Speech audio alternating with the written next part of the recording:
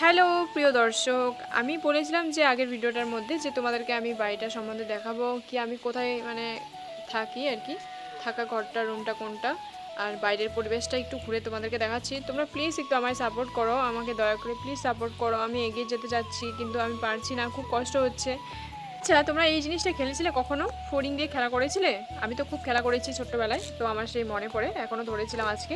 ছাগলগুলোকে খেতে দিয়ে তারপরে আমি ছাগলগুলোকে বাইরে বের করে দিয়েছিলাম। গাছের মধ্যে অমিতা গাছ মানে পেঁপে গাছের মধ্যে অনেকগুলো ফুল ধরেছে, এই ফুলগুলো বড়া খাওয়া যায়, দেখা যাক যদি পারি বড়া করব। রাস্তার অবস্থা আমাদের এমনটা হয়ে রয়েছে, গাড়ি ঢোকাতে পারছে না, মানে খুব কষ্ট হচ্ছে, গাড়ি আটকে ধরছে। আমি একটা চুলো বানিয়েছি, আজকে 1 সপ্তাহ ধরে ট্রাই করছিলাম, মানে রেখে দিয়েছিলাম আর কি, শুকাতে হয় তো কাঁচা মাটিটাকে লেপে নিয়ে রেখে দিয়েছিলাম, পরে এটা কমপ্লিট করে বানালাম। তো বন্ধুরা, তোমরা কেমন হয়েছে জানাবে, একটু চুলাটা কেমন হয়েছে জানাবে। আর বাকিটা আমি কিভাবে বানালাম তো সেই জিনিসটা আমি একটা লং ভিডিওতে শেয়ার করব। এখন আমি চুলাটাকে একটু রোদে শুকোতে দিয়ে তারপর ছাগলগুলোকে খেতে দিয়ে এখন আমি উঠানটাকে একটু ঝাড় দিয়ে নিচ্ছি। দেখো, জল জমা হয়ে যাওয়ার ফলে আমাদের উঠানটা কীরকমভাবে শ্যাওলা পড়ে রয়েছে। আমার না ভিডিওগুলো করতে একদম আগ্রহ লাগছে না বন্ধুরা, তোমরা একটু সাপোর্ট করো প্লিজ। আমি কোনো একটু আগ্রহ পাচ্ছি না ভিডিওগুলো করার জন্য, যে আমি লং ভিডিও ডেলি করব। তো তোমরা কেউ আমাকে ভালোবাসা দিচ্ছ না, ভিডিওগুলোর মধ্যে ভিউজ হচ্ছে না। আমি এখন বাড়ির পেছনটা এসেছি, দেখো কীরকমভাবে এই সে পাকাগুলো খসে খসে গেছে। আসলে ঘর বাড়ি বানালে যে মানুষগুলো ঠিকঠাকভাবে বানিয়ে দেবে সেটা কি আর হয় বলো? আমার টাকা পয়সা খরচা করে ঘরটা বানিয়ে হয়েছে, কিন্তু ঘরটা তেমন হিসেবে হয়নি, ঠিকঠাক হয়নি। খুব এদিকে এদিকে কামগুলো খুব ছেঁড়াবেড়া হয়ে গেছে। খারাপ লাগে যে পয়সা এত কষ্ট করে কামাতে হয়, তো তারপরে আবার এই ঘর বাড়িগুলোকে এমনভাবে রং করেছে কি করেছে, দেখলে খারাপ লাগে, ঠিকঠাক হয়নি। এই যে আমাদের দুটো বাচ্চা রয়েছে আমাদের, কিন্তু একটা আজকে 2 দিন হলো নেই ছাগলটা। একটা ছাগল বর্তমান রয়েছে আমাদের সামনের গাছে, একটা নীলকণ্ঠ গাছ রয়েছে, গাছগুলোর সামনের দিকে রাখা হয়েছে, ঘরের সামনেটায় রুমগুলো যে আছে ওখানে সামনেটা একটা নীলকণ্ঠ গাছে রাখা হয়েছে।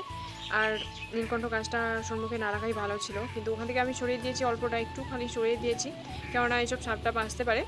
আর দেখো এখানে ক্ষয়ক্ষতিগুলো দেখাচ্ছি, কিছুদিন হয়েছে লাগানো হয়েছে, এইসব 1 বছরও হয়নি। দেখো কিভাবে বানিয়ে দিয়েছে, জিনিসগুলো একদম ক্ষয় হচ্ছে আমাদের, জিনিসগুলো একদম নষ্ট করে দিয়েছে। নিজে বাড়িতে কাঠ এনে কাজগুলো করানো হয়েছে, তবুও দেখো কি অবস্থা। কাঠগুলোকে রোদে শুকানো হয়েছে, বাড়িতে কাজ করতে দিয়েছি, খাওয়া দাওয়া দিয়ে সব কিছু দিয়ে সব ঘরে কাজ হয়েছে, কিন্তু কাজগুলো ঠিকঠাক হয়নি ঠিক মতন।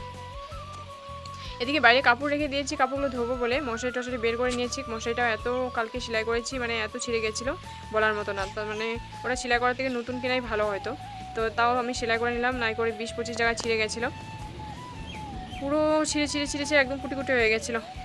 আর এখানে ছেলে স্কুলে চলে গেছে, তার জন্য খাবারের বাটি চাটি এগুলো রয়েছে। আর একটু আগেই আমি স্নান সেরেছি, তো পূজাটা করতে হবে।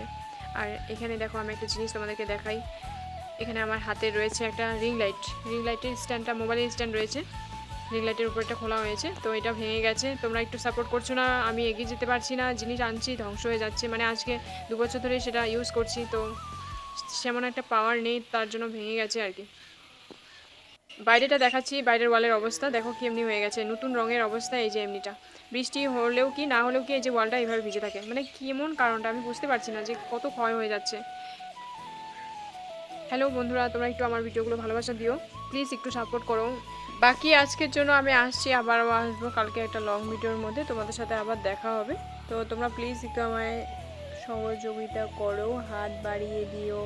টাটা, রাখছি।